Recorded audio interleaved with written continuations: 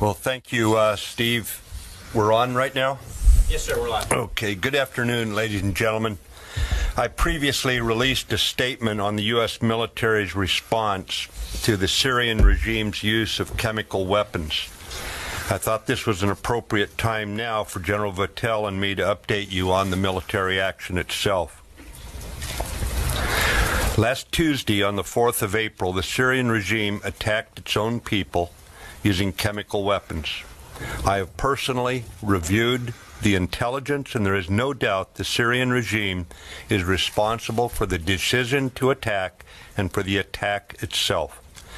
In response to the attack, our government began a deliberate process led by the National Security Council to recommend diplomatic and military options to the President. We met over several days, and I spoke with some of our allies.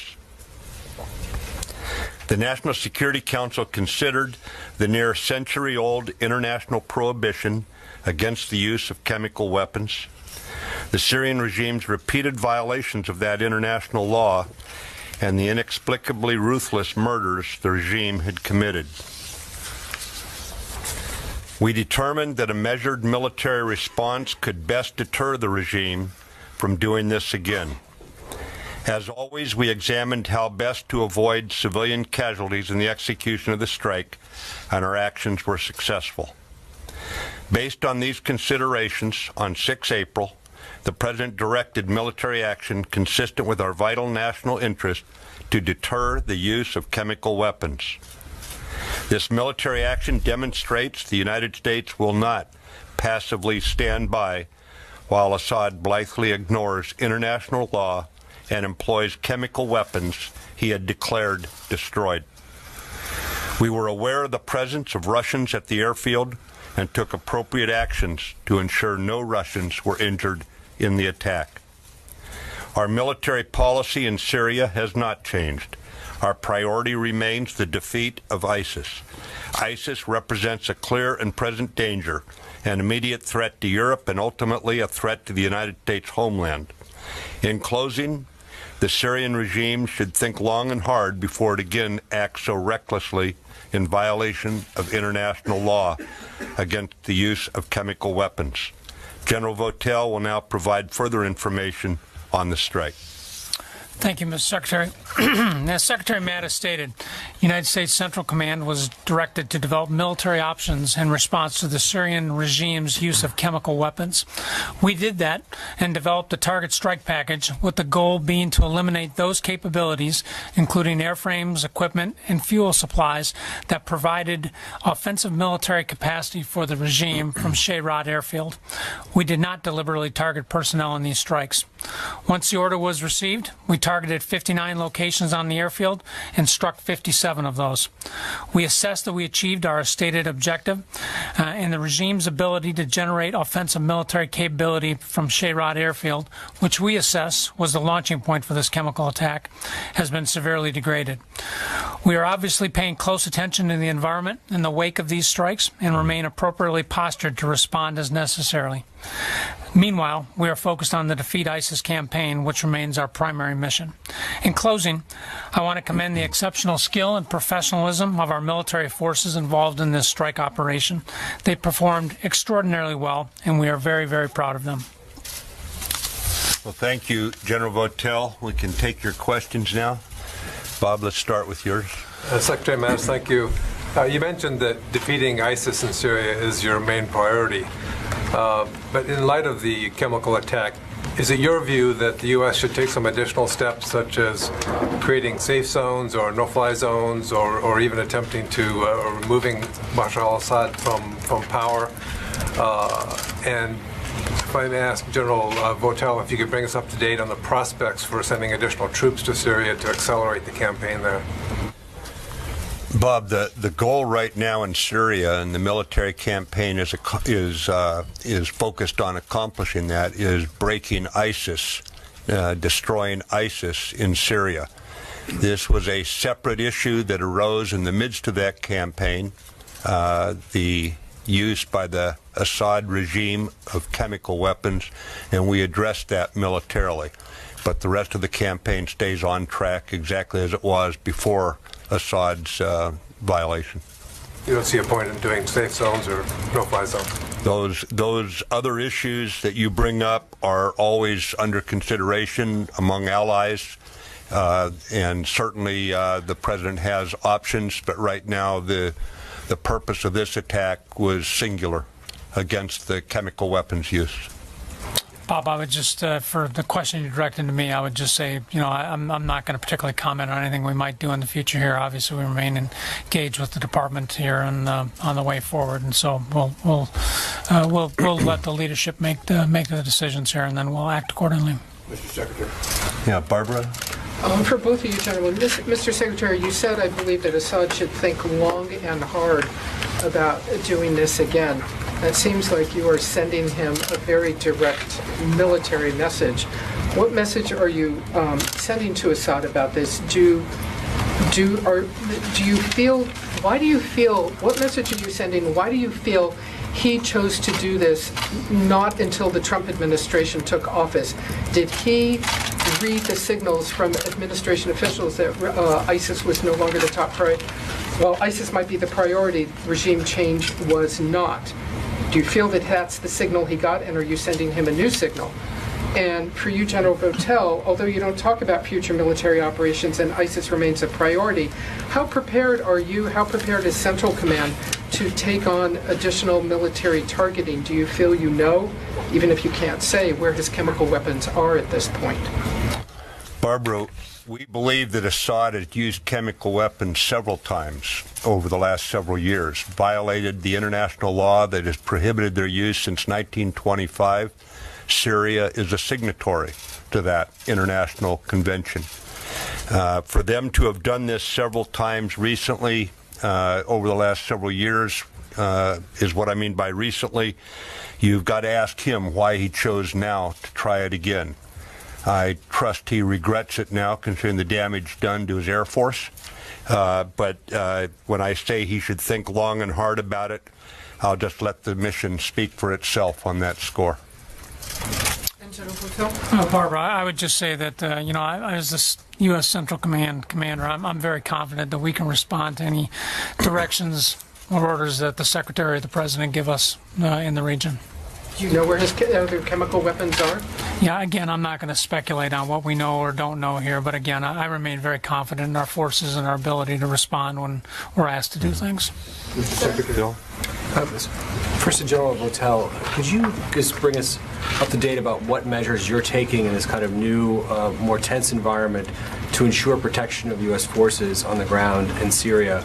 And General Secretary Mattis, could you please let us know how does what you're doing militarily in Syria fit into a broader strategy being developed by this administration? How does the strike and the positioning of U.S. forces, as U.S.-backed forces, on the ground help in a broader strategic sense? Well, Phil, the broader strategy, as you know, is embedded inside a global strategy. And overall, right now, the Americans are making very clear that ISIS is in our crosshairs. And that's what our conduct of the campaign in Syria is designed to take on ISIS and defeat them. This other effort that came up in the midst of that had to be addressed because it addresses a vital national interest of ours that chemical weapons not be used, that the bar not keep getting lowered by the Assad regime so this becomes commonplace.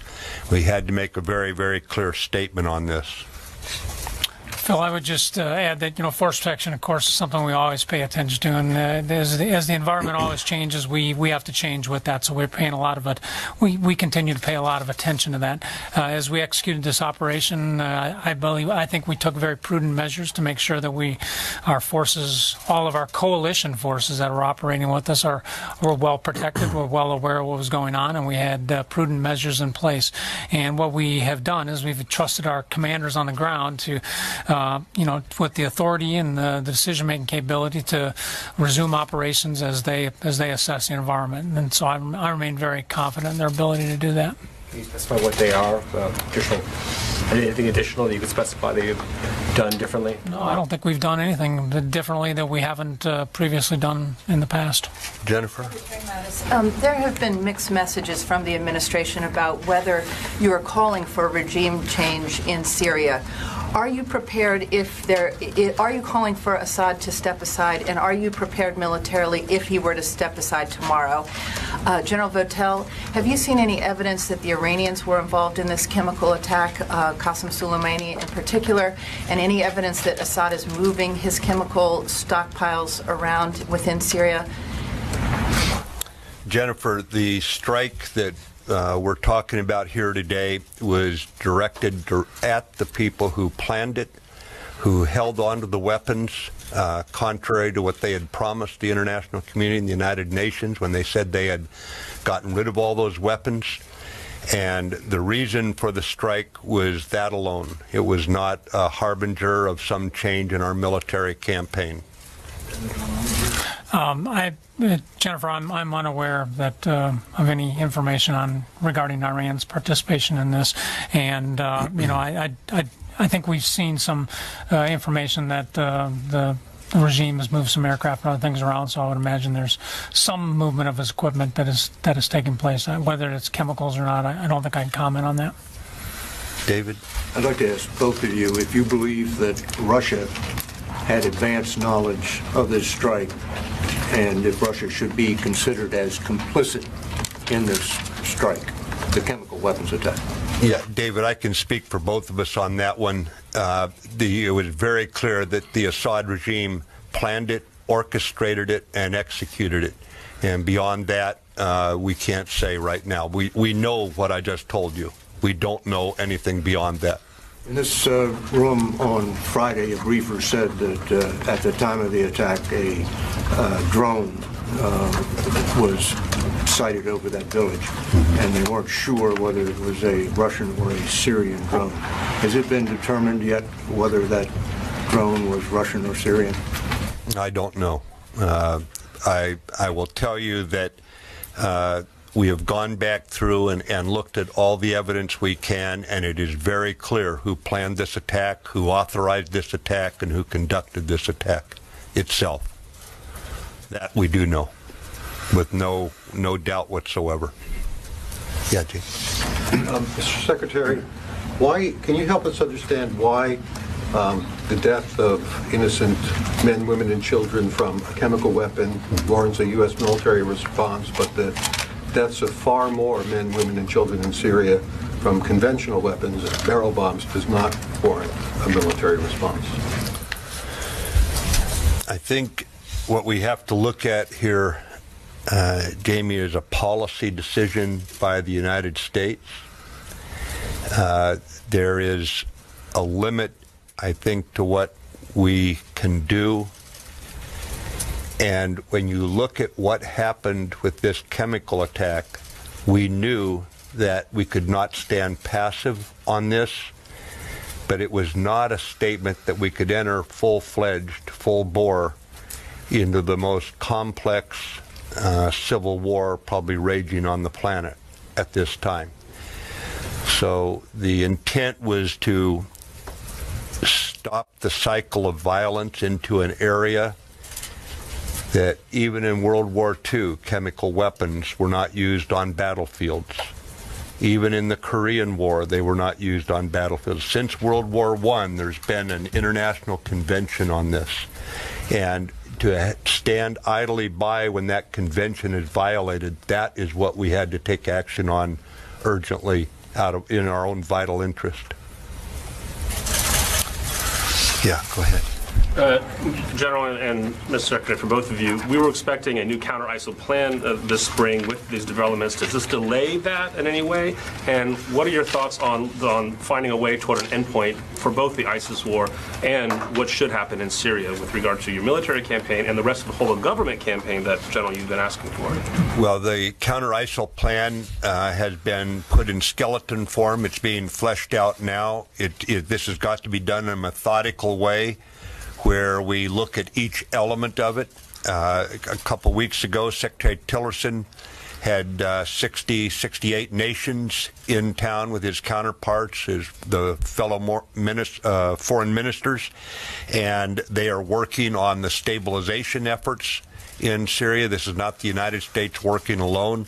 It's a very, very complex security situation, and it's one that we're going to have to address in a very methodical manner. And it's not something you can simply add water to a dehydrated plant and it's suddenly a full-fledged plan. This is hard work, and it's going to take time. I would just add on the part of the question directed to me here. I think, the campaign plan remains where we thought that it would be at this particular point. We're obviously engaged in very difficult fighting in both Mosul and around the Raqqa area, which is where we expected to be at this time, and we anticipated the fighting would be difficult at this particular part, and I think that's exactly what we're seeing. So again, we certainly won't put a timeline on this. It'll ultimately prove us to be wrong, but I think this is proceeding about the way that we expected it would at this point. Go ahead.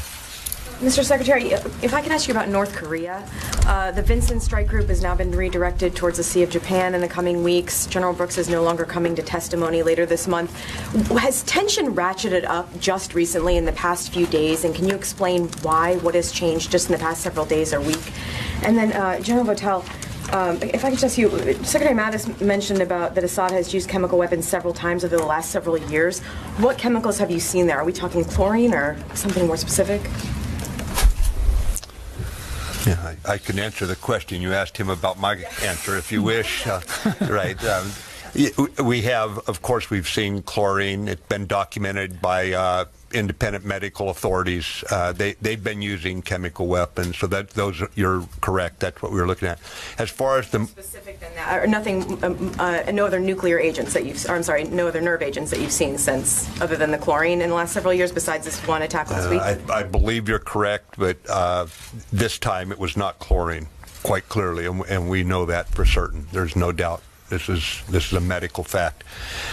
As far as the movement of the Vincent, she's stationed there in the Western Pacific for a reason. She operates freely up and down the Pacific, and she's just on her way up there because that's where we thought it was most prudent to have her at this time. There's not a specific demand signal or specific reason why we're sending her up there. It's just unusual for us to know about a ship movement in advance. That was sort of what got everyone's attention. So why was that? I mean, why was it put out in advance? Was it just to signal to North Korea that there would be a show of presence there?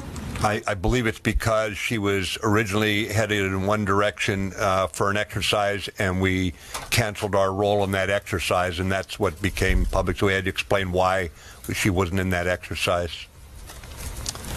Yeah, here. Thank you, Secretary Mattis. I wanted to ask about the status of the deconfliction line. When was the last time you talked to the Russians on it? And what has this absence meant for U.S. pilots and coalition pilots? Are they in a more defensive posture at present? So let me address that. I'm not going to discuss the deconfliction line in any particular detail, but I would emphasize to you, I remain very confident that we are continuing to operate in a very safe and effective manner in the air. The deconfliction line has been very useful for us in the past as a venue for professional airman-to-airman exchange, and it was useful for us on the night of the strike, both in our pre-notification to the Russians and in our immediate communication that we had afterwards. Are we not talking about the deconfliction line because it's not being used at present? No, that's not what I'm saying. No, the operation goes on. It's well deconflicted. The operations are going quite safely right now. Go ahead. Secretary Mattis, you're a student of history, you're a student of strategy. You've talked about red lines, the president's talked about red lines, the Russians have talked about red lines. At what point is there a danger of this spiraling out of control and the conflict between two nuclear-powered countries?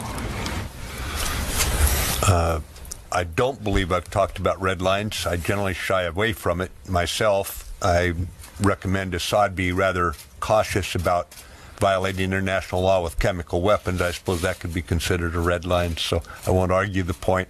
It will not spiral out of control. As you know, Secretary of State Tillerson is in Moscow.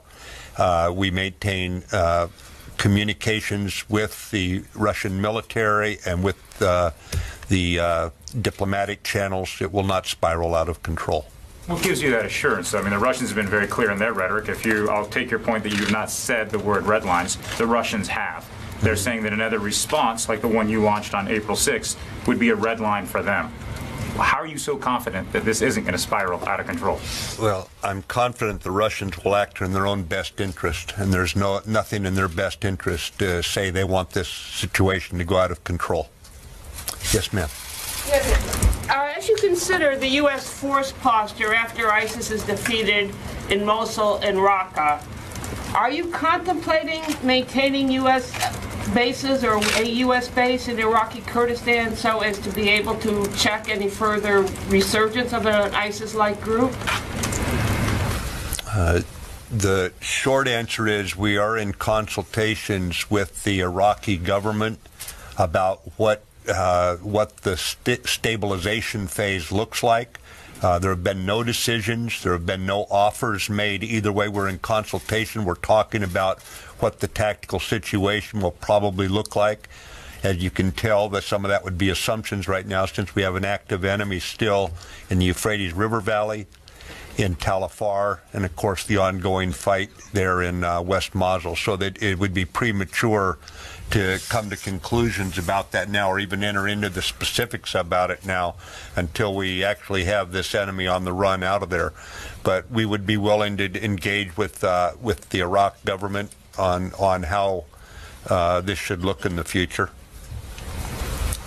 Yes, go ahead. Hey, Jamie. Has the White House given the military authority to preemptively strike at Syria if, in fact, you had knowledge of a looming chemical attack? And then I had a North Korea question. No. But you've not been given authority to preemptively strike if you know in advance of a Syrian attack? No. No, we have not. Yes. Thank you, Mr. Secretary. Does the U.S. view chlorine, barrel bombs filled with chlorine now as a chemical weapon? And a second question, if I may, going back to North Korea, are there any feasible or straightforward military actions that the U.S. could take that wouldn't immediately spiral into a broader regional conflict? Yeah, I don't want to speculate about North Korea military actions. We owe some confidentiality, as we discussed with our allies, this situation that we face up there. But as far as barrel bombs with chlorine, I mean, chemical weapons are chemical weapons. So that is the issue if you're talking about the strike we took. It's not about whether it's delivered with an artillery shell or it's delivered by a helicopter with a barrel bomb or a fighter aircraft with a bomb. It's about chemical weapons, and we've made clear where we stand on that. President Trump has made it exceedingly clear where the United States stands on that sort of malfeasance. You guys got lots of questions here today. My gosh, young lady, you've been very patient the whole time. Go ahead. Thank you, Mr. Secretary. I was hoping you can clarify something. In your statement yesterday, you said the cruise missile strikes took out 20% of Syria's operational aircraft. There was some confusion over that statement.